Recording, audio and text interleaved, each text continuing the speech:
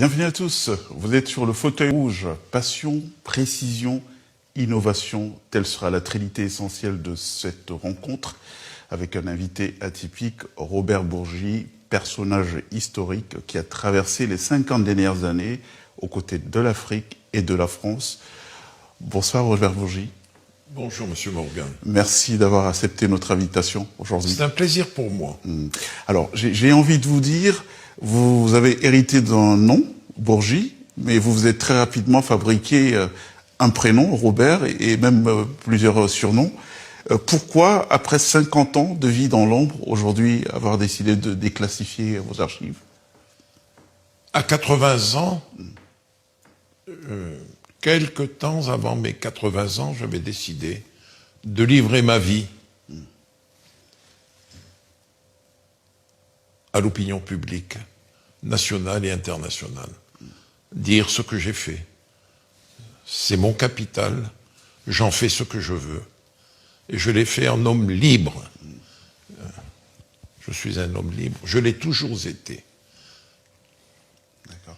Alors, je vais vous avouer une chose, un sentiment d'insatisfaction. Toutes les fois que je vis à la télé, la plupart du temps vous êtes interrogé à charge, on passe à côté de l'homme historique que vous êtes, quelqu'un qui a quand même vu traverser avec lui le temps des personnages emblématiques qui ont marqué l'histoire de la France et de l'Afrique. Aujourd'hui, d'où l'idée de se dire un personnage comme le vôtre, c'est un personnage, quand on l'a en face, qu'il faut faire parler, qu'il faut écouter. Parce que tout ce que vous avez vécu peut être source d'enseignement et peut être source d'émulation pour les générations à venir. Alors, quel a été le moment déclencheur de votre engagement dans la diplomatie parallèle? On va appeler ça comme ça, Robert Bourgi. Vous savez, j'ai eu comme exemple, dès mon plus jeune âge, l'exemple de mon pauvre père.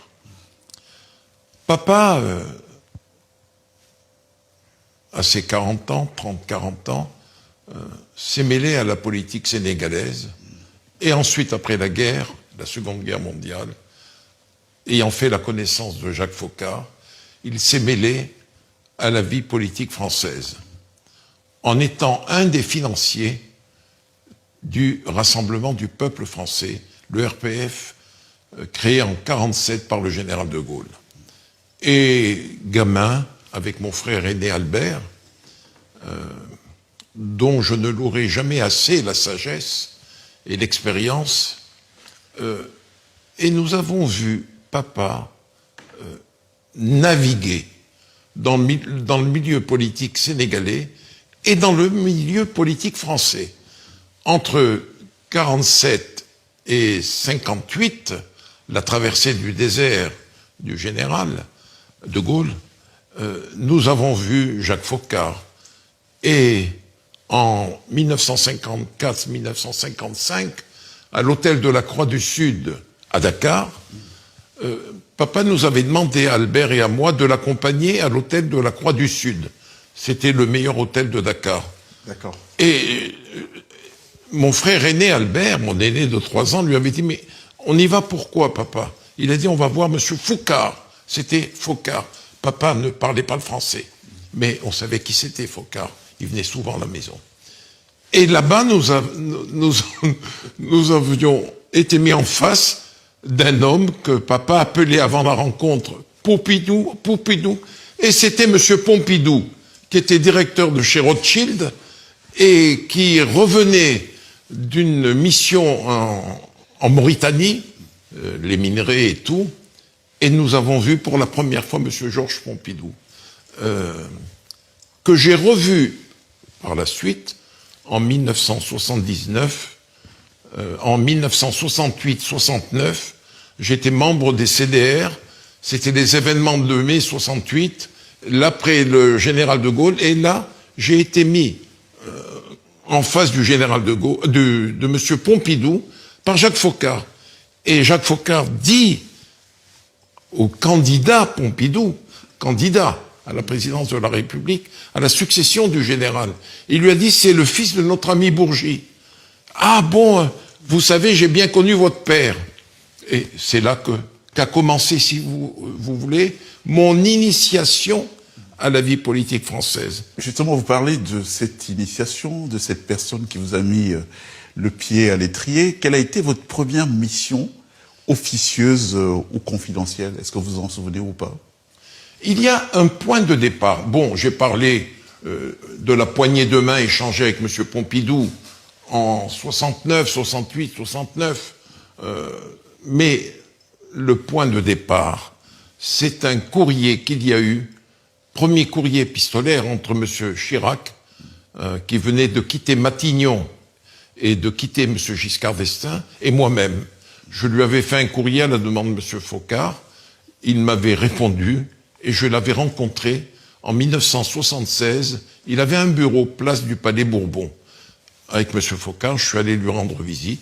Ça a été ma première rencontre avec Jacques Chirac en 76, en novembre 76, et j'ose le dire, ça a été pour moi un coup de foudre. J'ai senti tout de suite que le monsieur s'intéressait à moi. Mais je ne l'ai revu qu'en 1981. Et là, candidat malheureux à la présidentielle, j'étais devenu délégué national du Club 89 pour tous les pays en développement. À Abidjan. J'étais en poste à Abidjan, mais il avait fait de moi le délégué national du Club 89 pour tous les pays en développement. J'étais membre actif du RPR.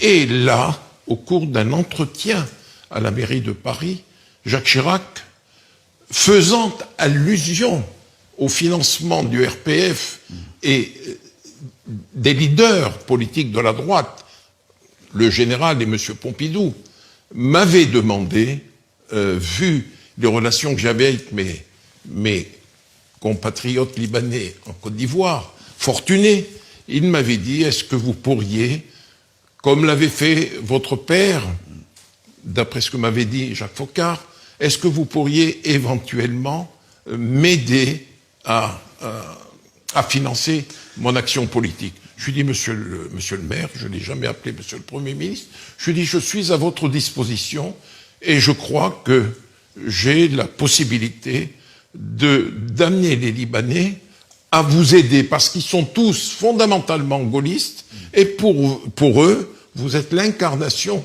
du gaullisme. De toute façon, on voit que papa, donc Mamour Bourgi, n'était pas un gaulliste de la 25e heure, c'est un gaulliste aussi des moments difficiles. Absolument.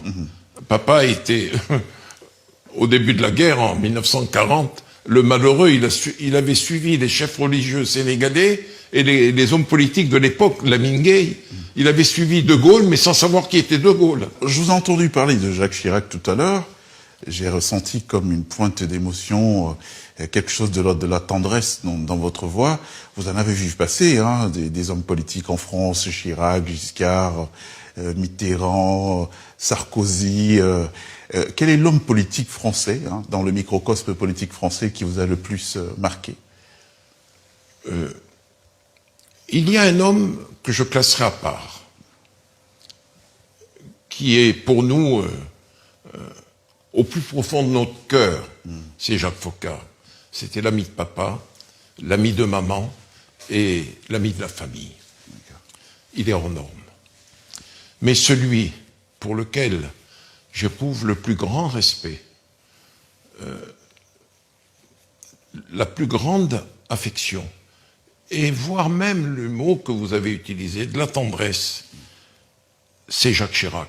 C'est paradoxal parce que dans toutes mes interventions, dans le livre, je parle de Jacques Chirac, qui recevait le financement de son action politique par les chefs d'État africains, mais cela n'enlève rien à la tendresse que j'ai pour lui et au respect.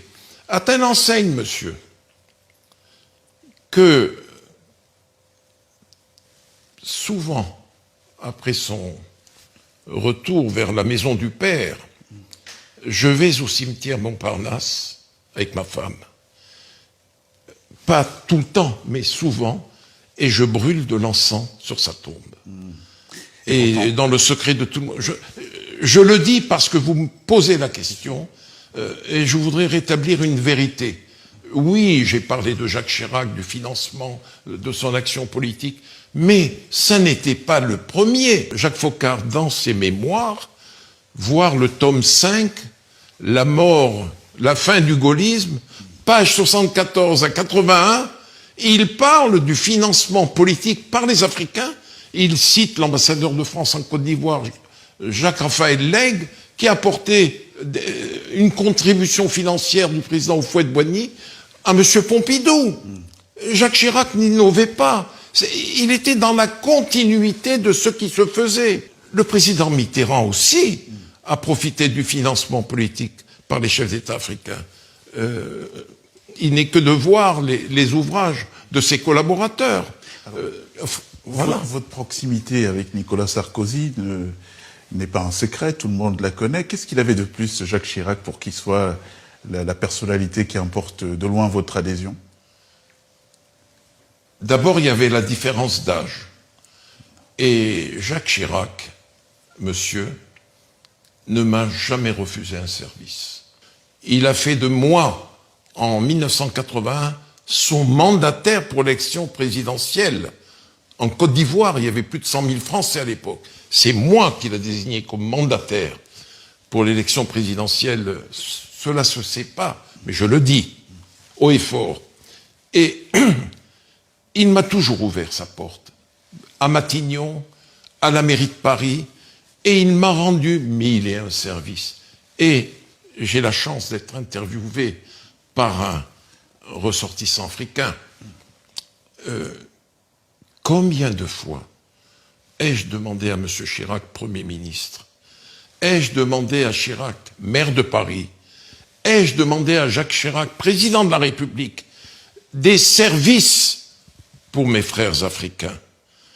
Appartements, visas, des gens qu'on arrêtait à l'aéroport de Roissy ou autres. J'ai été saisi par les chefs d'État ou la famille. J'appelais M. Chirac, soit directement, soit par son secrétariat. Et Jacques Chirac me rendait toujours ses services. Et donc, pourquoi ne pas l'aimer? Son amour pour les Africains, pour l'Afrique, n'était pas un fantasme, c'est une réalité. Non. Jacques Chirac aimait profondément l'Afrique, aimait profondément les Africains. C'était un tactile. Mais Nicolas Sarkozy est mon ami. Je m'honore de l'amitié de Nicolas Sarkozy. Mais on ne peut pas dire que c'est un Africain comme les Jacques Chirac. Jacques Chirac était un tactile. Il faut l'avoir vu comme je l'ai vu à Dakar, à Abidjan, à Libreville, à Brazzaville. Quand il était en compagnie d'Africains ou d'Africaines, c'était le grand frère, c'était le père. Il savait cajoler, il savait tapoter sur l'épaule, taper sur le ventre, raconter des tas de choses. Nicolas Sarkozy, c'est pas ça. Nicolas Sarkozy, d'abord, c'est un homme né en 1955 qui avait Jacques Chirac est de 33, Sarkozy de 55, il y a 22 ans de différence. Et la vie africaine de Jacques Chirac, elle est à nul autre pareil. Et il avait été formé par Jacques Foccart, ne l'oublions pas. D'accord. Alors, merci beaucoup pour toutes ces informations que vous nous donnez avec une grande générosité. Chirac, l'Africain, on l'a bien compris, hein, on n'est pas dans le fantasme, on est dans une vraie réalité. Il était plus proche de quel chef d'État africain, pour vous qui les avez tous côtoyés? Jacques Chirac. Houphouët-Boigny en premier et Omar Bongo Ndimba en deuxième. Il était très très très proche d'eux. Mais il faut être ce que je suis pour le dire, parce que je l'ai approché. Je l'ai approché lui, Jacques Chirac, j'ai approché les deux autres chefs d'État. Il était très proche d'eux. Mais de qui n'était-il pas proche? Il était proche de tous. Il n'est que de l'autre. Il arrivait, que ce soit à l'Élysée, à la mairie de Paris, ou dans leur palais. Alors Omar, comment vas-tu? Hop, tape sur le ventre. Vous voyez ce que je veux dire? Et le voir embrasser Félix Houphouët-Boigny, Combien de fois je l'ai entendu dire « Bonjour père, bonjour papa, comment va le père, comment va le grand-père ?» C'est extraordinaire, ça. Alors, vous avez côtoyé de centaines, en tout cas des dizaines de chefs d'État africains, parmi les plus emblématiques. Tout à l'heure, vous avez évoqué Omar Bongo. C'est un nom qui revient tout le temps, dès que vous vous mettez à développer une prose. Omar Bongo, vous vous rappelez de votre première rencontre? C'était où? Dans quelles circonstances? Absolument, je m'en souviens comme si c'était hier. Jacques Chirac, j'étais en activité, tout en étant professeur à la faculté de droit de Paris, d'Abidjan. J'étais proche de M. Chirac de par mon action politique. Et il m'avait dit, je vais à Libreville, faites un saut depuis Abidjan à Libreville. Et je suis allé le retrouver, c'était un sommet des maires, vous savez, l'association des maires.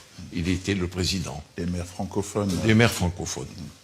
C'était à Libreville, et là, il m'a présenté à Omar Bongo. Ah d'accord, donc vous connaissez Omar Bongo via... Grâce à Jacques Chirac. C'est Jacques Chirac qui me l'a présenté en 82 à Libreville, à la Cité de la Démocratie. Et Omar Bongo, à la fin de l'entretien, il avait... Tout de suite, il a paru intéressé par ma personne. J'ignore pourquoi, d'ailleurs. Et il m'avait dit, quand est-ce que vous repartez sur Abidjan? Et je lui ai dit, Monsieur le Président, moi je repars demain. Il m'a dit, non, vous allez rester 24 heures, 48 heures de plus.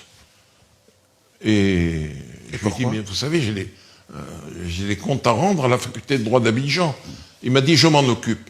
Et là, s'est créé entre lui et moi quelque chose d'inoubliable, de profond.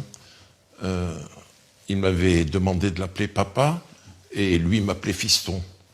Et il vous a adopté tout de suite? Tout de suite. Tout de suite. Et en 2009, lorsqu'il est parti, j'ai éprouvé une peine aussi grande que lorsque j'ai perdu mon pauvre père et que j'ai perdu Jacques Foccart. En mars 1997. Alors, puisqu'on évoque Omar Bongo, sans aller de coq à l'âne, on va rester au Gabon. Il y a une actualité aujourd'hui au Gabon, il y a un nouveau chef d'État. Vous n'avez pas pu rester autant de temps autour d'Omar Bongo sans avoir jamais croisé Clotaire Brice Oligui Nguema? Oh, c'est une belle question d'ailleurs, d'actualité. J'ai connu, qu'il me pardonne de l'appeler Brice, j'ai connu Brice aux côtés du président Omar Bongo. Il était jeune officier et le président Bongo l'aimait beaucoup, l'estimait beaucoup. Et j'appréciais beaucoup Brice, beaucoup plus jeune que moi. Et Brice s'était rendu compte de la qualité des relations qu'il y avait entre son maître et moi. Et un jour, je lui ai posé la question, il m'a dit, vous savez, grand frère, je n'ai jamais vu quelqu'un d'aussi proche du patron que vous. Et ma foi, je trouve que c'est une excellente chose qu'il soit devenu, qu'il ait été celui qui a renversé le pouvoir autocratique d'Ali Bongo pendant la période de la transition, et je suis heureux qu'il ait été élu à une majorité écrasante président de la République gabonaise. Et je suis confiant pour l'avenir du Gabon avec Brice Clotaire Oligui Nguema.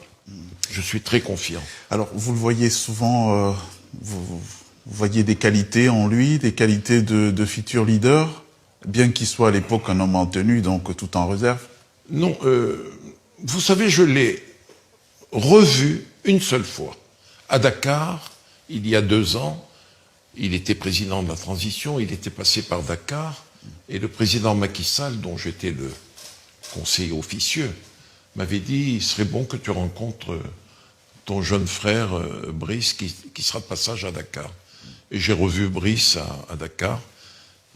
Nous avons passé 2h30 ensemble, et le directeur du protocole actuel, mais dont j'ai fait la connaissance à Dakar, m'avait dit, maître, je n'ai jamais vu quelqu'un qui ait été accueilli avec autant d'affection et d'enthousiasme que vous par le président de la République.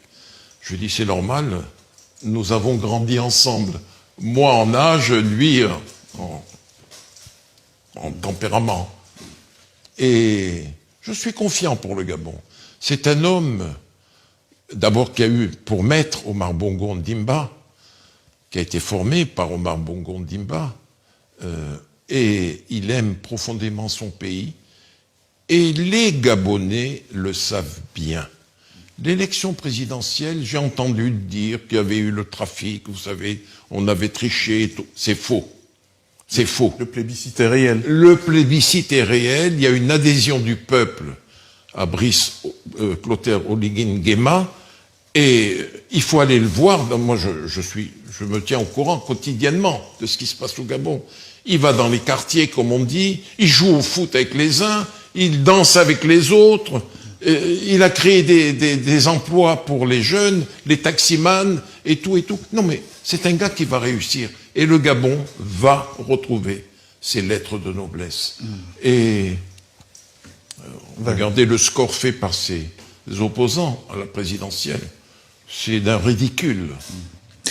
D'accord. Le Gabon va retutoyer son lustre d'antan, notre invité aujourd'hui, Robert Bourgi, qui est avec nous. On va profiter de vous, doyen. On va pas se gêner, c'est pas tous les jours qu'on a la possibilité de vous avoir. Parlant de Jacques Chirac, tout à l'heure, vous avez cité deux noms. Vous avez dit qu'il avait une affection particulière pour Houphouët-Boigny et ensuite pour Omar Bongo. On a parlé d'Omar Bongo. Je voudrais qu'on parle de Houphouët-Boigny. Quelles sont les impressions personnelles que ce personnage haut en couleur vous a laissé? Vous savez, je dis toujours à mes amis, à mes interlocuteurs, qu'ils soient de la profession comme vous ou autres, Houphouët-Boigny était un homme exceptionnel. Le général de Gaulle, qui était avare de compliments, dans ses mémoires, dit bien d'Houphouët-Boigny, ouvrez les guillemets, cerveau politique de premier ordre. Houphouët-Boigny était un homme pas très grand, mais écrasant par son équation personnelle. Un vrai charisme. Ah oui, un charisme. Et sa connaissance des problèmes politiques, pas simplement ivoiriens ou africains, mais mondiaux. C'était un homme qui était consulté par les présidents américains, par les chefs d'État du monde oriental. Non, c'était un homme exceptionnel. Et j'ai eu la chance d'être reçu par lui une dizaine de fois. J'avais accompagné Jacques Foccart, j'avais accompagné Michel Aurillac, j'avais accompagné Alain Juppé. Et à chacun de ces entretiens, ces invités, en sortant de l'audience, nous disaient « Quel homme exceptionnel !» Non. Comme on dit en Afrique, il n'a pas son pareil. Il n'a pas son pareil. Il n'a pas son deux, comme on dit, comme disent les Africains. Alors, là, on parlait de Houphouët-Boigny, qui est donc l'architecte de la Côte d'Ivoire moderne. Vous qui avez été témoin un tout petit peu de cet épisode de la vie africaine, qu'est-ce qui justifie, par exemple, la trajectoire dans laquelle il a laissé la Côte d'Ivoire? Pourquoi on a Abidjan qui s'est développé à vitesse grand V et pas d'autres capitales africaines francophones? Qu'est-ce qui s'est passé? C'était quoi la spécificité ivoirienne sous Houphouët? Tout simplement, entre lui et les pères africains, ses pères africains, il y avait une différence énorme. C'est le génie politique. Il voyait tout avant tout le monde. Regardez, la Côte d'Ivoire, c'est une république européenne. Abidjan est une capitale ultramoderne. Et quand vous passez d'Abidjan pour aller dans d'autres capitales africaines, dont je tairai le nom pour ne pas provoquer l'animosité des chefs d'État, vous allez en brousse après, vous voyez, quand vous quittez Abidjan. Et il a fait une Côte d'Ivoire moderne, une Côte d'Ivoire développée, une Côte d'Ivoire à l'égal des grandes puissances. Non, Houphouët-Boigny est inégalable. Alors, puisqu'on parle d'anciens, on parle de doyens, il y a un qui est un doyen, c'est le président Biya du Cameroun. Est-ce que vous l'avez connu? Est-ce que vous le connaissez bien? Vous l'avez souvent rencontré? Je l'ai connu. Je l'ai rencontré une dizaine de fois. Et la première rencontre que j'ai eue avec lui, c'était en 1986. C'était la première cohabitation Mitterrand et Chirac. Et j'étais au cabinet du ministre de la Coopération de l'époque, l'exceptionnel Michel Aurillac, et nous sommes allés en visite officielle au Cameroun. J'accompagnais le ministre, dont j'étais le conseiller politique. Et Michel Aurillac avait téléphoné au président Bongo. Il lui avait dit « Je vais au Cameroun, président ». Et il lui a dit « Tu emmènes Robert ?» Il lui a dit « Oui, Robert est mon conseiller politique. » Il dit « Bon, d'accord, c'est tout. » Et il y avait une réception à Yaoundé, vous savez, le ministre de la Coopération. Nous étions à l'ambassade de France, il recevait la communauté française. Il y avait eu une audience avec le président Biya. Et je reçois un coup de fil de Martin Bellinga, le directeur du protocole de l'époque. Il me dit, Maître Bourgi, Monsieur Bourgi, je n'étais pas encore avocat. Monsieur Bourgi, oui. Il me dit, le président Biya vous souhaiterait vous voir à 22h. Je lui dis, mais le ministre le sait? Il dit, non, personne ne le sait. C'est le président Bongo qui a parlé de vous au président Biya et il souhaiterait que vous rencontrez. Et voilà que toute la délégation officielle qui accompagnait le ministre rentre dans les chambres d'hôtel, vous savez, et moi on est venu me chercher et je me retrouve en face du président Paul Biya au palais des Toundi. Et je ne vous cache pas que j'avais été impressionné par le président Biya. Et ce que je retiens de lui, et que je retiendrai toujours de lui, c'est cette gentillesse dans le regard. Il a un parler agréable. Il ne parle pas fort. Il chuchote, le président Biya. Et il m'a mis à l'aise et nous avons abordé tous les problèmes. Et il m'a dit, j'aimerais bien tisser avec vous une sorte de relation, comme celle que vous avez avec Omar Bongo, à qui je dois le privilège de vous connaître. Je lui ai dit, il n'y a pas de problème, Monsieur le Président, je suis à votre disposition. Et c'est la raison pour laquelle je l'ai vu ensuite 3, 4, 5 fois. Et à chaque fois que j'arrivais à Yaoundé, il me recevait bien évidemment. Et ensuite, obligatoirement, il me disait, mon avion va vous accompagner à Libreville. Parce que j'ai informé le président Bongo de votre présence à Yaoundé, et je partais ensuite à Libreville. Et il y avait eu une sorte de commerce honorable, intellectuel honorable, entre Biya, Robert Bourgi et le président Bongo. Et bon, l'âge est là maintenant. Il en est à son quantième mandat, je l'ignore.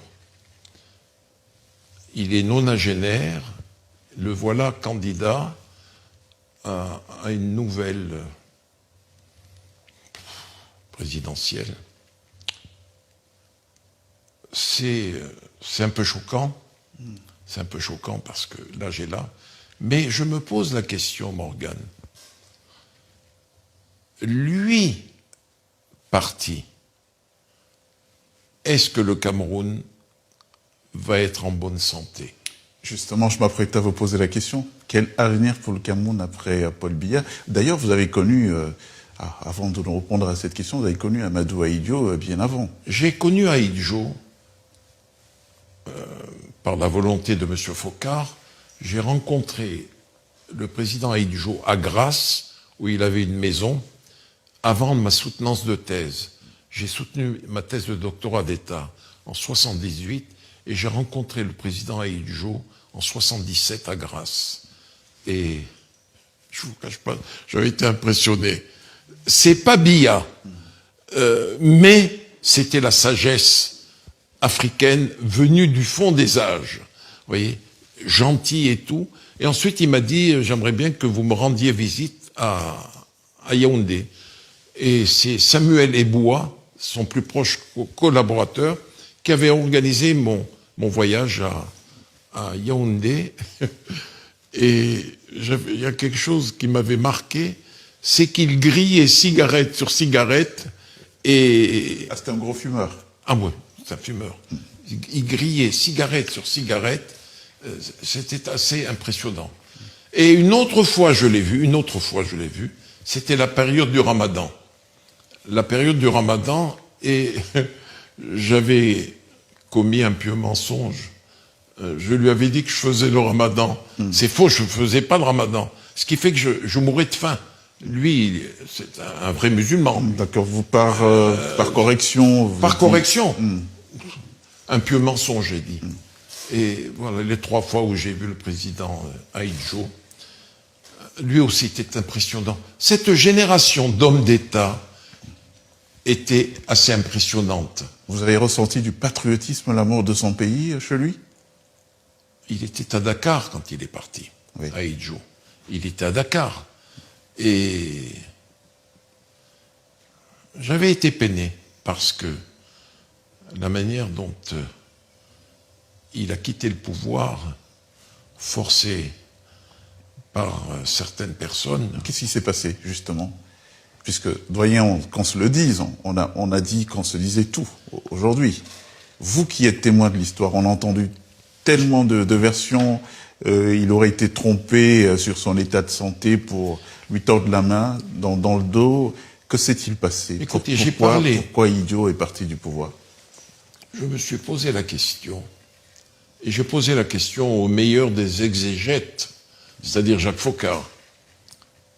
Il m'a dit qu'il avait été trompé par le président Giscard d'Estaing, qui lui avait raconté des choses déplaisantes sur son état de santé, et surtout, forcé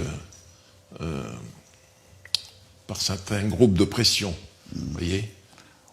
Voilà la raison pour laquelle... On parle notamment de sa non-appartenance à certaines sociétés de pensée, certains mouvements ésotériques. Certaines sociétés de pensée, certaines sociétés certaines de pensée loges secrètes, certaines loges, tout y est, et certains milieux d'affaires aussi. Et voilà pourquoi le président Ahidjo... Ces milieux d'affaires ont préféré le président Biya au président Ahidjo, juste parce qu'il n'était pas... président Biya était déjà connu du patronat français, des milieux d'affaires occidentaux, très apprécié du président Giscard d'Estaing. Et n'oublions pas qu'il y avait aux côtés du président Giscard d'Estaing, comme conseiller Afrique, le plus proche collaborateur de M. Foccart, René Journiac. Et Journiac a joué un grand rôle dans le fait que Giscard d'Estaing ait amené le président Ahidjo à l'écouter et à quitter le pouvoir.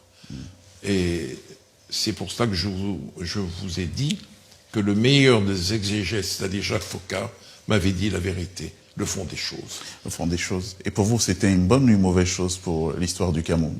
Vous qui connaissez très bien les réalités africaines et peut-être en particulier. Le Paul Biya du début des années 80 était adapté au nouveau monde. L'Afrique basculait dans un nouveau monde. Et Ahidjo, son temps était passé. Son temps était passé. Pourtant, il aimait son pays? Il aimait profondément son pays. Mais on a jugé qu'il était dépassé par certains événements, par le monde. Vous savez, on a trouvé Ahidjo dépassé, comme on a trouvé Mobutu dépassé aussi. Et vous connaissez, vous qui êtes Camerounais, les relations qu'il y avait entre le maréchal Mobutu, non, le président Mobutu à l'époque, et le président Biya. Vous voyez, Justement, vous qui avez connu les deux hommes touchés normaux, il y a beaucoup de versions qu'on entend autour de cette relation. Le président Mobutu aurait été le père spirituel de Paul Biya, une histoire de marabouts, de guides spirituels en commun. Qu'est-ce qu'il y avait entre les deux hommes? Je vais vous répondre de manière succincte. Ne m'embarquez pas dans un domaine qu'un Africain comme moi, dont l'Africain comme moi ne doit pas parler. Le mysticisme, le monde surnaturel. Effectivement, le président Mobutu exerçait sur le président Biya de l'époque un fort ascendant spirituel. Et le mysticisme auquel croyait le président Mobutu a été inculqué au président Biya. Et il y avait une très forte connivence entre les deux. Et vous savez, quand le domaine du spirituel en Afrique, c'est un domaine sacré. Alors, juste un dernier mot sur le président Biya. Je ne comprends pas que cet homme qui était admirable, qui connaissait au bout des doigts, sur le bout des doigts, la politique, je ne comprends pas qu'il soit encore là aujourd'hui. La raison que je vous ai donnée, c'est qu'il doit savoir, ou autour de lui, on doit savoir que lui parti, le Cameroun pourrait traverser des zones extrêmement difficiles, des périodes de troubles. Il n'est pas éternel. Nul n'était remplaçable. On n'a pas pensé... Monsieur, nul n'était remplaçable. Mais, je vous dis une chose, Houphouët-Boigny est parti. Racontez-moi la vie politique de la Côte d'Ivoire depuis le départ d'Houphouët. Assez chaotique. Ah, chaotique. Coup d'État du général Gueye, la guerre civile, Bédier qui est renversé, le président Bédier qui est renversé, Laurent Gbagbo qui part à la CPI. Aujourd'hui, on a un président qui avait juré de ne pas faire un 4e mandat, qui est en train de liquider tous ses opposants, les éliminer de la course à la présidentielle pour être candidat une 4e fois. Et je suis inquiet pour la Côte d'Ivoire aujourd'hui. C'est pour cela, nul n'était remplaçable. Mais l'exemple d'Houphouët est là. Il est parti alors que c'était un îlot de stabilité, la Côte d'Ivoire, pendant 3 décennies. Lui parti, bon. Et le Zaïre, devenu la RDC. Vous croyez que depuis le départ de Mobutu, la RDC vit une période agréable? On n'en pourrait pas le dire. Justement, vous parlez de Mobutu, merci de me faire ce joli pied de nez. En 97, on vous a vu dans l'avion présidentiel, oui, avec Mobutu rentrant de soins en Europe. Par la suite, il a quitté le pouvoir, il n'a pas fait long feu, il est décédé au Maroc. Vous êtes l'un des rares occidentaux qui a été à son chevet lors de son décès au Maroc. Vous pouvez nous raconter un tout petit peu cet épisode? Du jour où j'ai connu le président, le maréchal Mobutu, en 1991 ou 92, grâce justement à un homme d'affaires camerounais, Henri Damas Ongba, qui m'a présenté à la fille du maréchal Mobutu, Ngawali Mobutu, et je me suis retrouvé, quelques jours après, à Gbadolité. Et de ce jour-là, il y a eu entre le maréchal Mobutu et moi une relation d'une grande intensité. J'avais beaucoup d'affection pour lui, beaucoup d'estime et beaucoup de respect. Et jusqu'à ce qu'il parte, qu'il retourne vers la maison du Père, nous étions 5 blancs à ses obsèques à Rabat. 5 blancs? 5 blancs. Il y avait ma femme et moi, 2. L'architecte Olivier Clément Kakoub et sa femme, 4. Et un jeune homme d'affaires français, Philippe Poirieux. Nous étions 5 à Rabat. Mais ce que je dois dire, vous êtes dangereux, vous, parce que vous m'obligez à parler, à faire sortir de la boîte aux souvenirs de choses dont je n'ai jamais parlé. Mobutu meurt.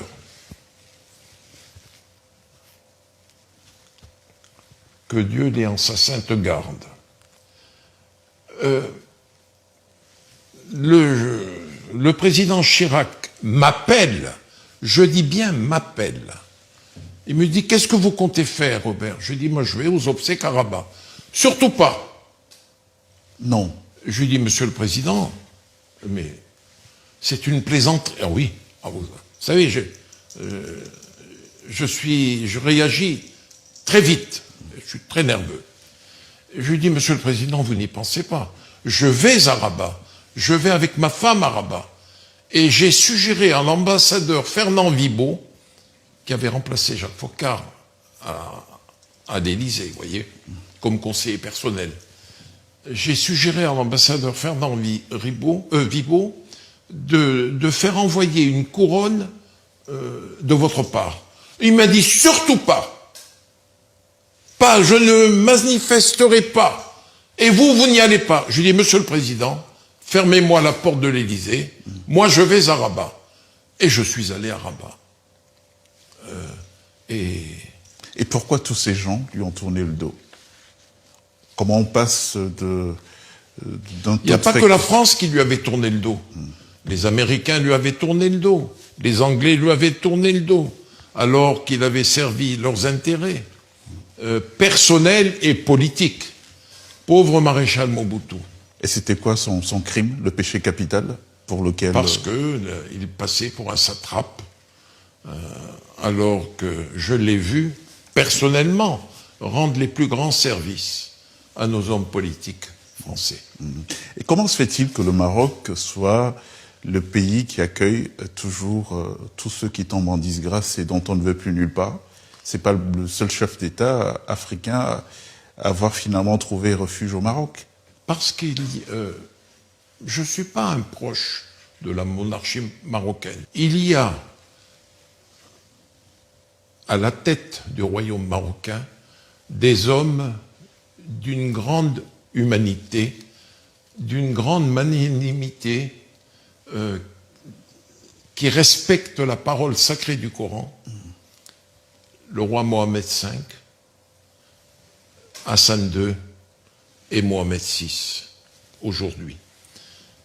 Et c'est une terre d'accueil. Regardez le seul pays arabe où les Juifs vivent en paix. N'est-ce pas le royaume marocain? Avec les musulmans. Ouais. Avec les musulmans. Cohabitation pacifique. Et je puis vous dire, je n'ai aucun contact avec la famille royale marocaine. Je n'en ai jamais eu. Je lis la presse et tout.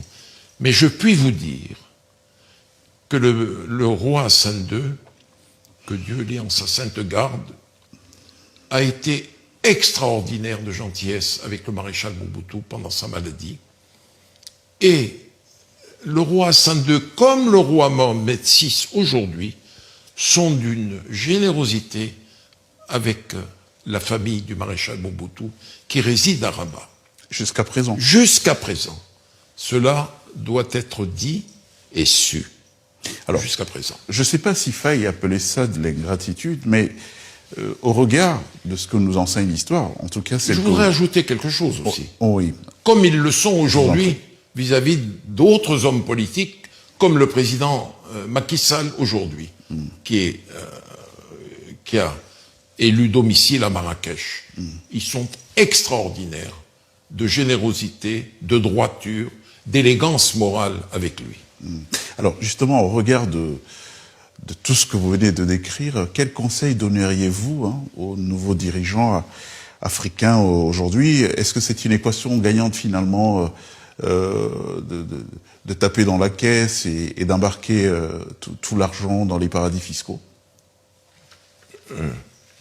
Je ne suis pas un contrôleur financier, mais on raconte beaucoup de choses fausses. Robert Bourgi, l'architecte invisible, c'est comme ça qu'on appelait cette émission, avec vous. Je voudrais qu'on parle à présent de quelque chose où vous aurez certainement un mot à dire, et un mot combien crédible, légitime, puisque vous êtes un témoin de ce pan de l'histoire.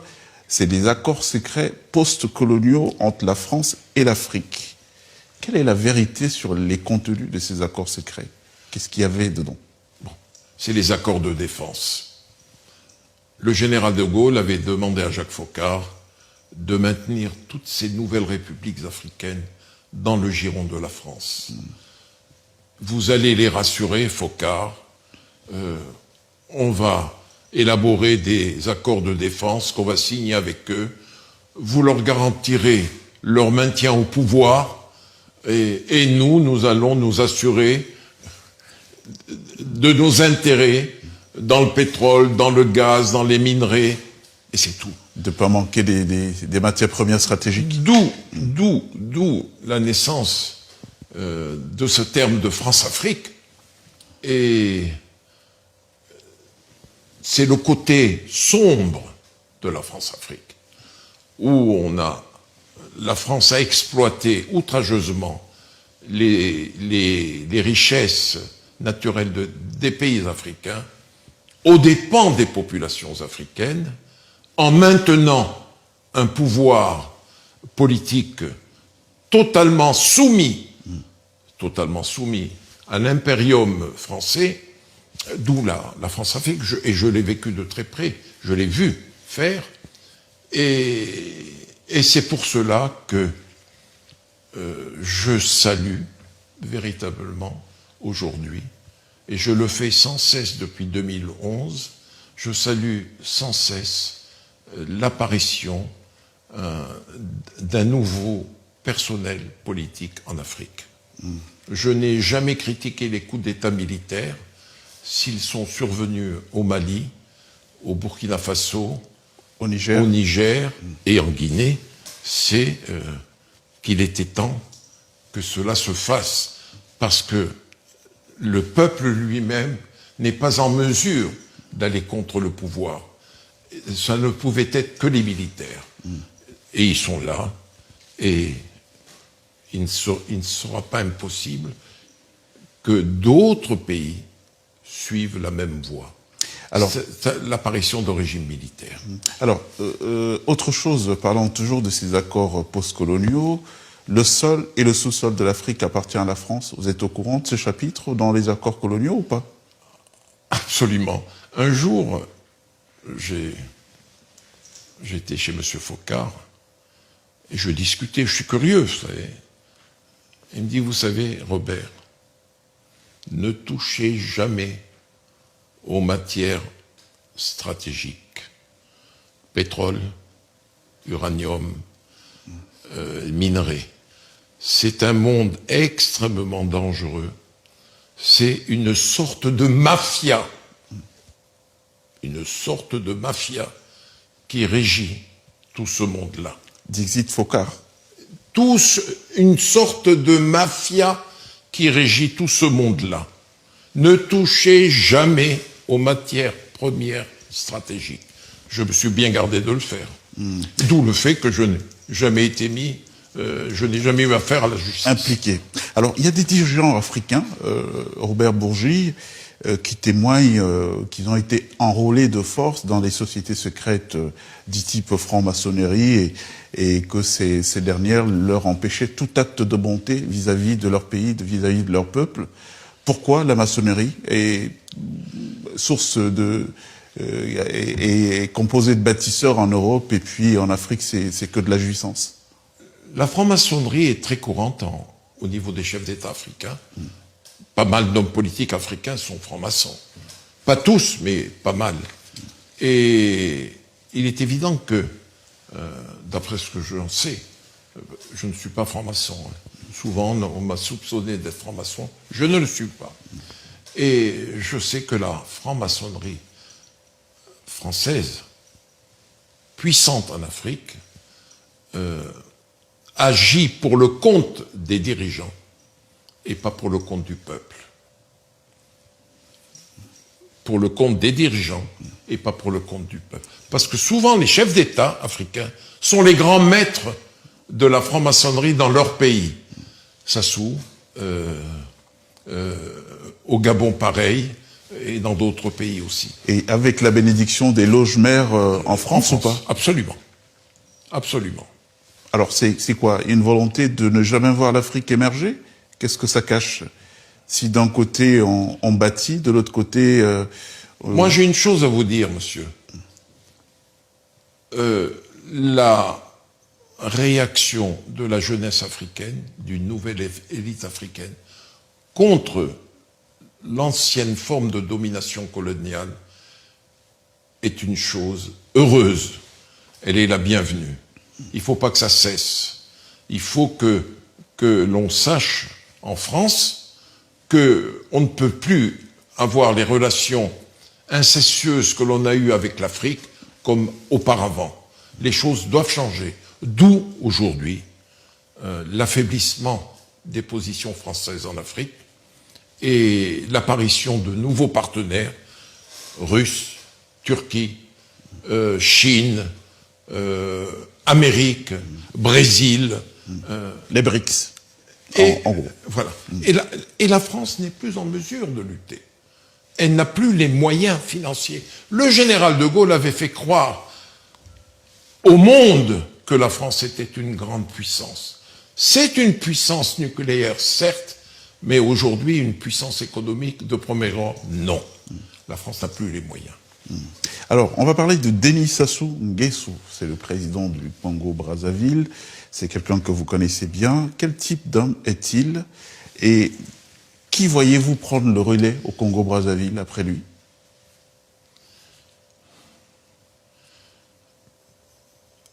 J'ai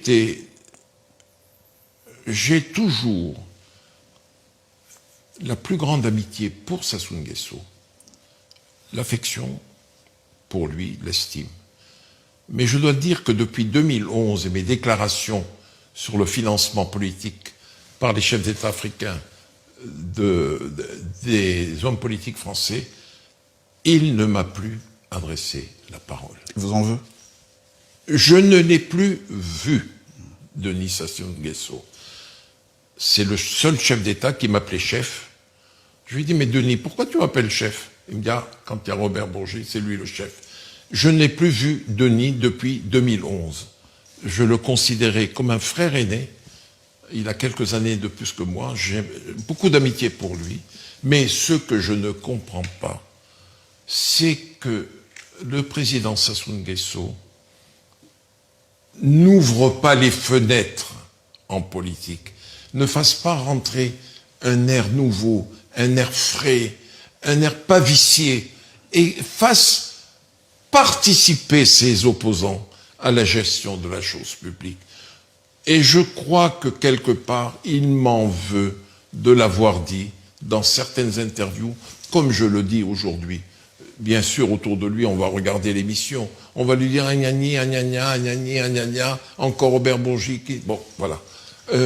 Mais c'est un homme délicieux. Un homme délicieux. Vous êtes allé le voir à Oyo? Oh là là, j'étais habitant d'Oyo. Non, j'étais très lié à Denis, et même pendant sa traversée du désert, quand Lissouba était au pouvoir, avec Fred, j'avais d'excellentes relations, Pascal. J'allais voir Denis Sassou Nguesso avenue Rapp, à son appartement avenue Rapp, et j'allais le voir au Vésiné. Pratiquement 2, 3 fois, 4 fois par semaine. Alors, qu'est-ce que vous voulez lui passer comme message, puisque... Je viens de le passer, le message. Denis, ouvre la fenêtre, ouvre les fenêtres à tes opposants. Et fais rentrer un air frais, un air pas vicié. Et tout ira pour le mieux dans le meilleur des mondes. C'est tout. Message de Robert Bourgi, l'architecte invisible, qui est notre invité aujourd'hui. Robert Bourgi, on va parler à présent d'Idriss Déby du Tchad. C'est quelqu'un que vous avez connu, qui a été remplacé par son fils. Est-ce que vous pensez que ce dernier réussira? J'ai connu le nouveau président du Tchad, jeune, aux côtés de son père. Son père l'aimait beaucoup. J'ai posé la question. Je suis très curieux. Je lui dis, mais Idriss, le petit, il a 40 ans de moins que moi. Et je lui dis, le petit, il me dit, il est très bien, je le forme, il est très bien. Mais pourquoi ne réussirait-il pas? Pourquoi? Il a pris le pouvoir, ma foi, il me semble bien taillé pour diriger le Tchad. À lui aussi, j'ai envie de dire, ne gouverne pas comme a gouverné ton père. Il faut faire participer toutes les classes sociales du pays, les intellectuels. Les intellectuels apportent un air nouveau, un esprit nouveau à la politique. Mais on les fait participer. La confiscation du pouvoir entre les mains d'un homme et de son clan, merci pour le mot, ne nourrit pas l'intérêt du pays. Non. Alors, la Guinée équatoriale, c'est un autre pays important dans le golfe de Guinée, qui n'appartient pas forcément à la zone francophone, mais qui est en usage commun avec la zone francophone, le franc CFA. On a parlé d'un développement enclenché là-bas par le président Obiang Nguema. Est-ce que c'est quelqu'un que vous connaissez et que pouvez-vous nous en dire? Écoutez, je connais le président Obiang Nguema. Je l'ai rencontré chez lui au pays. Je l'ai rencontré chez lui en Suisse. J'ai même son portable. C'est un homme qui mérite l'estime, le respect. Et je ne comprends pas que la France n'ait pas réussi à faire une distinction entre lui et son fils, Teodorino, que je connais d'ailleurs, et que j'aime bien. C'est vrai que je l'aime bien. Bon, il a ses qualités, ses défauts, comme tout le monde. Bon. Et c'est un homme bien, Obiang Nguema, c'est un sage. Et aujourd'hui, c'est l'élément de stabilité de l'Afrique centrale. Il faut que cela se sache. C'est le sage de l'Afrique centrale. Et dites-moi, la Guinée équatoriale, il faut y aller. C'est extraordinaire. Le pays est développé, la ville, les capitales sont belles, les routes sont là, les établissements d'enseignement, les lycées, les universités. L'émergence de nouvelles villes. Oui, ouais. Oui. Et c'est un homme bien. Et n'oublions pas quand même, cela s'oublie bien vite, que c'est une colonie espagnole. Et le président Obiang Nguema a choisi d'entrer dans la francophonie. Il faut le faire, ça, et saluer le courage de cet homme. Vous évoquiez Macky Sall tout à l'heure, et vous n'avez pas fait un mystère de l'excellence de vos relations avec lui. Il a quitté le pouvoir, il est aujourd'hui au Maroc où il vit. Pourquoi ne met-il pas son expérience pour la continuité ou plutôt pour la pérennisation des acquis? On a l'impression que aujourd'hui ça frictionne pas mal entre le nouveau pouvoir et lui. Et pourquoi forcément aller en exil après le pouvoir? Morgane, oui. Je vous arrête. Le président Macky Sall, si on lui demande, il est tout à fait prêt à mettre son expertise au service de son pays. Mais il s'est barré aussitôt que... Non, mais il ne s'est pas barré. Il ne s'est pas barré. C'est le président de la République, Diomaye Faye, qui a mis à sa disposition l'avion et il a voulu une nouvelle vie s'est ouverte à lui. Personne ne lui a demandé de mettre son expertise. Moi, j'appelle les nouveaux dirigeants sénégalais à faire appel à l'équation personnelle de Macky Sall, à son audience mondiale. Et il a une excellente réputation dans tous les milieux, en dehors du Sénégal. Mais pourquoi ne pas faire appel à lui? Or, je constate avec douleur que c'est en permanence une chasse aux sorcières. Moi, j'ai appelé, du temps de Macky Sall, dont j'étais très proche, dont je suis toujours très proche, j'ai appelé au renouvellement de la classe politique sénégalaise. Et j'ai été heureux de la victoire de Diomaye Faye et de Ousmane Sonko aux élections présidentielles. Oui, j'ai été heureux. Il fallait qu'il y ait une nouvelle classe politique. Mais il n'y a aucune expérience sur le plan international, comme sur le plan national. Ce sont des patriotes, oui, ce sont des patriotes, mais sans aucune expérience. Il faut étoffer. Mais sans aucune expérience. Et je voudrais tellement que les mains se tendent vers Macky Sall, parce que les mains de Macky Sall sont prêtes à prendre les mains du président et du Premier ministre. Mais il a été un peu dur avec ses opposants à l'époque. Mais moi, oui. Quel est le président qui ne chercherait pas à rétablir l'ordre quand il est perturbé? Un service d'ordre, c'est fait pour cela. Et d'ailleurs, il y a eu quelques expériences malheureuses du nouveau pouvoir en Casamance et à Saint-Louis, où il y a eu des troubles. Et on fait intervenir le service d'ordre. Il y a une police, il y a une gendarmerie pour cela. Bon, certes, les 80 morts, c'est 80 morts de trop. C'était un peu excessif. C'est 80 morts de trop. Que s'il y a eu des exactions, s'il y a eu la volonté délibérée de tuer et de faire mal, ceux-là doivent payer cher. Vous comprenez ce que je vous dis? Non, je comprends parfaitement. Doivent payer cher. Mais Macky Sall aime son pays. Vous croyez, je n'en ai pas parlé avec lui, mais vous croyez que Macky Sall, en dehors, certes, il est invité partout dans le monde, vous le savez, partout dans le monde. Encore hier, il était invité à Casablanca pour un forum international. Et il était récemment à Paris, oui, il était à Paris, en haut lieu. Comme je l'ai dit, il n'a pas rencontré un gardien de musée. Vous voyez, à vous de comprendre ce que je veux dire. Il est reçu de partout, au plus haut niveau. Mais qu'on fasse appel à lui. Il aime son pays. Je suis certain, Macky, je suis certain que tu t'ennuies à Marrakech. Tu aimes le Maroc. Tu es un ami du souverain, du monarque. Tu es un ami de la famille royale. Mais tu es un homme d'activité. Il s'ennuie au Maroc. Il s'ennuie. Il voudrait rentrer dans son pays. Mais qu'on le laisse rentrer dans son pays et que ce ne soit pas au péril de sa vie. On ne sait jamais ce qui peut se passer. Vous pensez qu'ils iraient jusque-là, Ousmane Sonko et Diomaye Faye? Vous savez, moi, écoutez, c'est la première fois que dans un pays, je ne vois pas les autorités de ce pays. Je n'ai jamais rencontré le président de la République comme le Premier ministre. Le pouvoir est si hermétique que ça? Je n'ai jamais rencontré l'un et l'autre.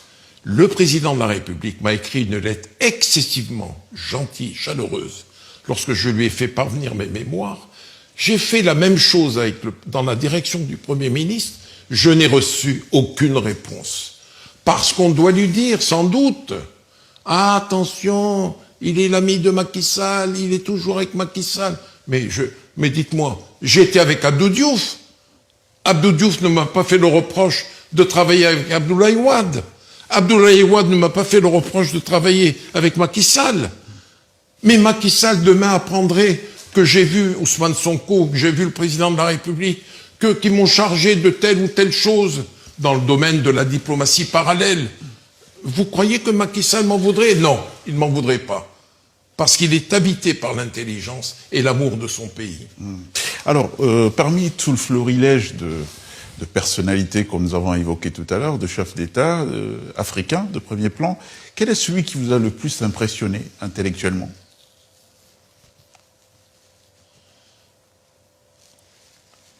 Incontestablement, Omar Bongo Ondimba. Incontestablement. Si j'ai un classement à faire, mais vous savez, ils sont très proches. C'est Djokovic, Federer, Nadal. Vous voyez, très très proches. Je mettrais en 1 Bongo, en 2 Houphouët, en 3 Mobutu. Mais ils sont très proches l'un et l'autre. Mais c'était une génération exceptionnelle. Alors, combien de gouvernements avez-vous vu renversés en Afrique par la France? Par la France? Quelques-uns. Quelques-uns. Mais encore? Quelques-uns. Mais je me rappelle l'époque où on allait aux élections dans certains pays avec les urnes déjà prêtes. Les urnes, déjà Ouais, prêtes. Ça existait, ça? Oui, oui, ça existait. C'est pour ça que je suis bien placé pour dire que Brice Oligui Nguema a été élu démocratiquement. Ousmane Sonko, Diomaye ont été élus démocratiquement. La Côte d'Ivoire, c'est autre chose. Alors, c'est bien qu'on évoque ces questions d'actualité. Hein. Aujourd'hui, ce n'est un secret pour personne, cette prise de liberté de l'AES, Mali, Niger, Burkina Faso. Ces trois pays ont décidé de se mettre en marge de la CEDEAO et d'assumer clairement une rupture avec la France. Qu'est-ce que vous en pensez? Comment percevez-vous tout cela? Je trouve que ces trois jeunes régimes, militaires bien sûr, sont dans le vrai. D'accord. Il faut que l'Afrique, il faut qu'il y ait aujourd'hui une autonomisation de l'Afrique, sur tous les plans, politiques, économiques, financiers. Aujourd'hui, les choses ne doivent plus être réglées à Washington, à Paris, à Berlin, à Londres. Il faut que ce soit les Africains qui soient régis par d'autres Africains. Un point, c'est tout. Alors, récemment, toujours dans l'actualité, on a vu un putsch manqué du côté de Burkina Faso. Que pensez-vous d'Ibrahim Traoré? C'est quelqu'un qui jouit d'une vraie popularité auprès des publics africains et voire de la diaspora. Qu'est-ce qui vous inspire, lui? Vous l'avez rencontré, qu'est-ce que vous en pensez? Je l'ai connu, j'ai connu leur président, et je les ai connus fatalement. Fatalement, je les ai rencontrés. Mais depuis, ils ont évolué, ils ont grandi. Je ne les ai plus rencontrés. Mais je leur fais confiance. Je leur fais confiance. C'est dur, c'est très dur, mais je leur fais confiance. Les choses évolueront dans un sens favorable pour ces pays. Alors, cette rupture avec la France, pour vous, c'est une chance pour repenser les relations franco-africaines? Est-ce qu'il faut le voir comme ça? Moi, je constate qu'un affaiblissement de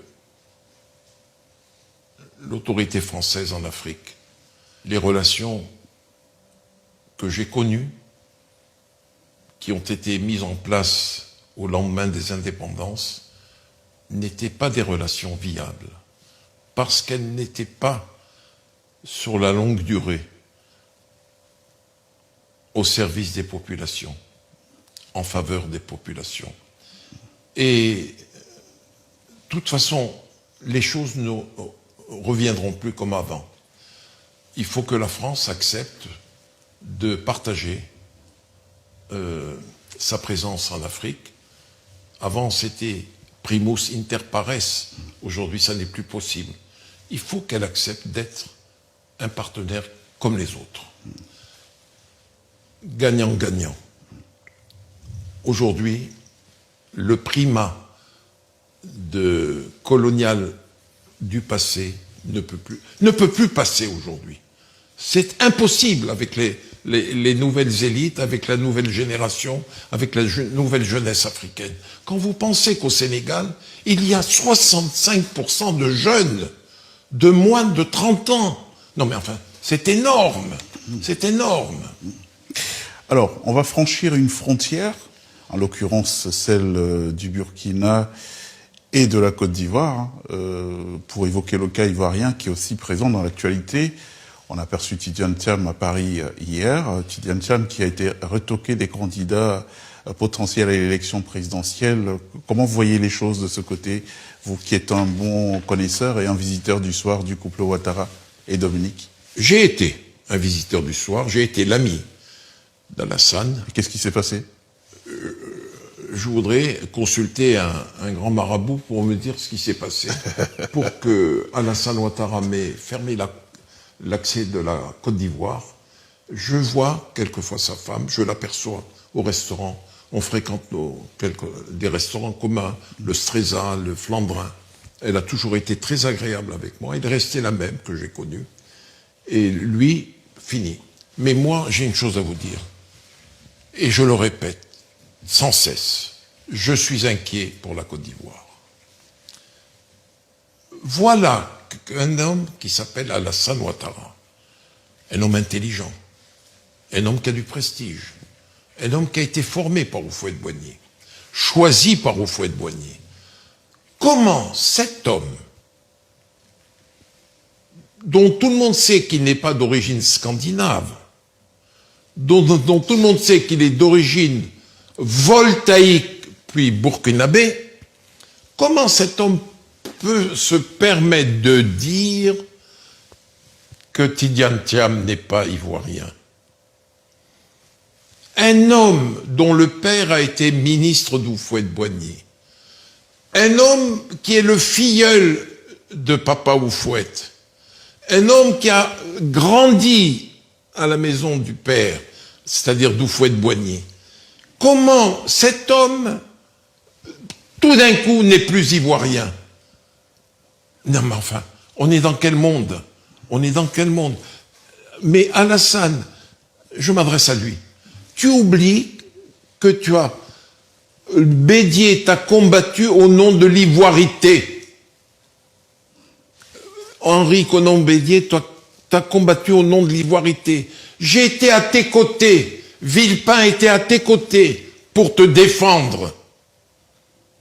Il faut que tu le saches, tu n'as pas oublié, Alassane. Et voilà que maintenant, au nom de ce dogme, tu veux interdire à Tidiane Thiam d'être candidat à la présidentielle. Mais on est dans quel monde? Mais il est apprécié des milieux financiers mondiaux.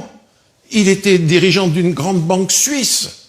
On devrait être fier de l'avoir comme candidat. Alors, il élimine... Gbagbo est éliminé. Le pauvre, il a payé de 10 ans de liberté à la CPI. Rentré au pays, maintenant on le condamne? Non, mais il a payé sa dette. Vous êtes d'accord? Il a payé sa dette, 10 ans à la Haye. Soro est éliminé. Gbagbo est éliminé. Blé Goudé est éliminé. Et voilà Tidiane Thiam. Mais il va se présenter contre qui? Contre des fantômes? Non. Et alors, pourquoi votre... J'ai parlé, j'ai haussé le ton, pardonnez-moi. Alassane Ouattara, qui par ailleurs a fait un travail remarquable en Côte d'Ivoire ces dernières années, pourquoi à votre avis il veut s'accrocher? On a ouï dire, par certaines indiscrétions, qu'il y aurait quelques affaires judiciaires sous le coude qui seraient éventuellement agitées. Ce que vous avez entendu, Morgan, je l'ai entendu, que la justice s'intéresserait à Dominique Folleroux, épouse Ouattara, s'intéresserait l'héritage d'Houphouët-Boigny, les biens mal acquis et tout. Les bruits que vous avez entendus, je les ai entendus. Mais il est évident qu'Alassane Ouattara ne prend pas cette route sans le conseil de sa femme. Sans le conseil de sa femme. Pour laquelle je renouvelle mon attachement et mon affection. Alors vous pensez que s'il y avait une élection régulière en Côte d'Ivoire aujourd'hui, Thiam, Gbagbo, Ouattara, qui aurait eu une chance de l'emporter? J'aimerais bien faire comme Omar Bongo Ondimba. Un jour de confidence, je dis, papa, mais pourquoi vous financez tout le monde en France? Tout le monde. De la gauche à la droite. Il me dit, fiston, je joue aux courses. Je mise sur tous les chevaux. Un cheval va rentrer et j'aurais misé sur lui. Aujourd'hui, je ne sais pas qui va l'emporter. Qui va l'emporter, mais j'avoue quand même. Alassane Ouattara, plus Thiam, plus Gbagbo, plus Soro, c'est un sacré attelage de très grande qualité.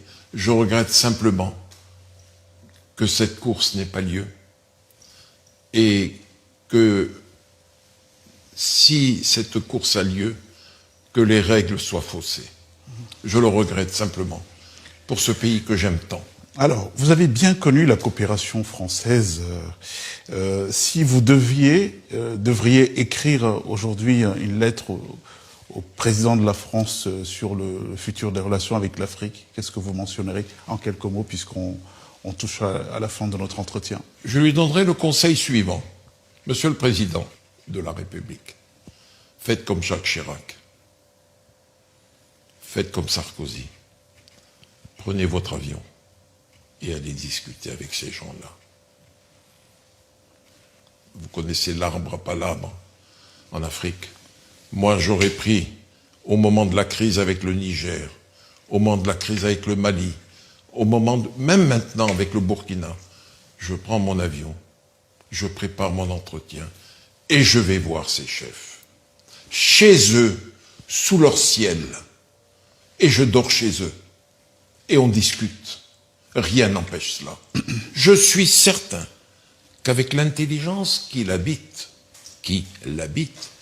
Emmanuel Macron serait capable d'inverser les choses. Est-ce sa volonté? Mais j'appelle le président pour qu'il nourrisse cette volonté. Robert Bourgi, quel est votre plus grand regret? C'est que la France ait perdu pied en Afrique.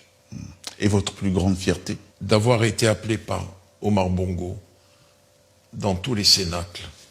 C'est mon nègre blanc. Pourquoi les gens ne comprennent pas que les archives, c'est fait pour être déclassifié et pour l'histoire?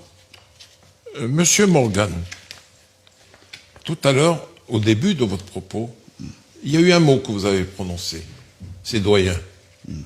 Quand on est doyen, c'est qu'il est temps de raconter sa vie. Et on ne raconte pas sa vie sans preuve.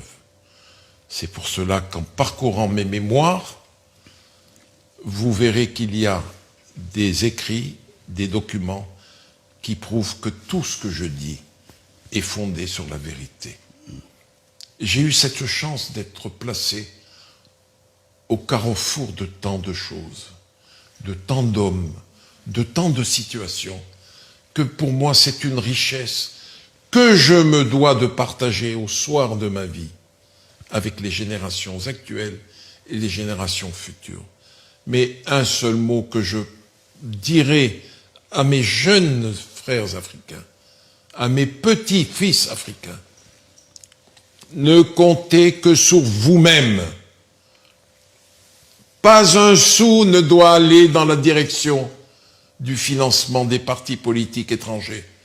Gardez vos sous pour les populations de vos pays et ne comptez que sur vous-même et jouez le gagnant-gagnant. C'est tout. Alors, vous parlez souvent avec beaucoup de tendresse de votre père, Mahmoud Bourgi, celui qui vous a donné donc un nom avant que vous-même vous ne fabriquiez votre prénom et plusieurs autres surnoms. Nous allons évoquer la famille en France pour sortir de cet entretien.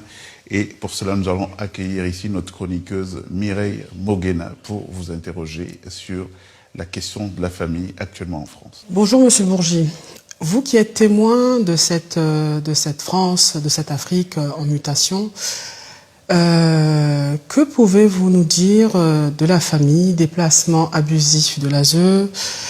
Quel est votre regard sur la situation actuelle de la France aujourd'hui dans ce délitement de la famille en France sous le sceau de la protection judiciaire ou alors, comment dirais-je, de l'administration judiciaire? On assiste à cette déstructuration de la famille. Et si vous aviez un message ou un témoignage à apporter, quel serait le vôtre? Vous abordez une question extrêmement sensible. Soyons fiers de nos valeurs africaines, qui nous viennent du fond des âges, que nos ancêtres nous ont transmises. Aujourd'hui, quand je vais visiter certaines familles africaines, sénégalaises ou autres, quand j'arrive dans la maison et que je vois un vieux ou la vieille qui est assise quelquefois a perdu la vue, perdu parfois la raison, elle est toujours là. Vous ne verrez jamais un Africain dans un EHPAD. Vous ne verrez jamais apparaître les EHPAD dans les États africains, où le fils respecte le père, où le fils respecte la mère, où le fils respecte l'oncle, où le fils respecte le grand-père, où le fils respecte la grand-mère. Je le cite en citant mon exemple personnel. Je suis heureux lorsque j'arrive à Dakar, que le chauffeur, quand il m'accueille à l'aéroport, me dit « Grand-père, asseyez-vous, je m'occupe de tout. » Je suis à l'hôtel, la femme de chambre, le valet de chambre, les serveurs du room service. « Bonjour grand-père, ça va, ça vous. » Si vous le dites en France, on vous dit que vous insultez. C'est péjoratif, grand-père et grand-mère. Oui ou non? Oui.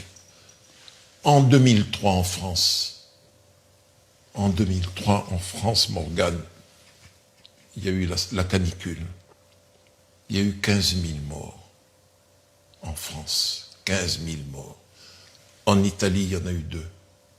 En Corse, aucun. Parce que leurs valeurs sont les mêmes que les nôtres. Que les mêmes valeurs que celles des Arabes. En France, il y a eu 15 000 morts. Je me trouvais au Flandrin, je donne le nom du restaurant, au moment de la canicule.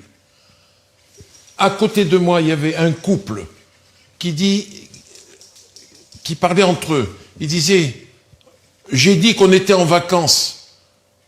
Ils voulaient nous appeler pour nous occuper de papa et de maman.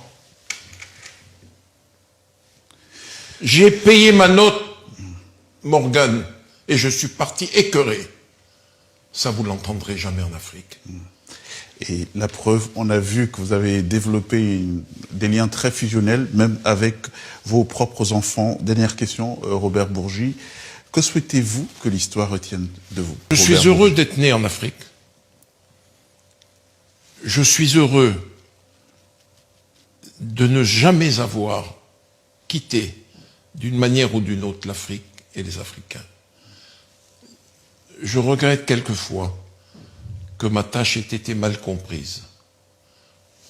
Mais à l'époque, je ne pouvais rien faire d'autre. Aujourd'hui, pour dénoncer certaines choses, je n'ai plus que la parole depuis 2011. Je l'ai payé quelquefois assez cher. J'ai été suspendu de l'ordre des avocats 2 fois. Une fois 1 an, une fois 2 ans. Et on m'a même, le président Macron m'a même enlevé la Légion d'honneur pendant 5 ans, que j'ai remise. Et que l'on retienne de moi que j'ai été un serviteur de la France, un serviteur de l'Afrique, et que l'Éternel m'a donné une famille extraordinaire. Merci Robert Bourgi. Et c'est sur ces mots que nous allons clore cet entretien. Entretien historique avec celui que nous avons appelé l'architecte de l'invisible. 50 ans d'histoire entre la France et l'Afrique. 50 ans au service donc de ce système Robert Bourgi que nous accueillons aujourd'hui comme un homme qui a fait ou participé à faire l'histoire. Merci encore à vous d'avoir accepté notre entretien. Je vous remercie Morgane. J'ai passé un bon après-midi avec vous. C'est la fin. Vous nous retrouvez sur le fauteuil rouge de notre chaîne avec d'autres personnalités tout autant attachantes et passionnantes. À très bientôt.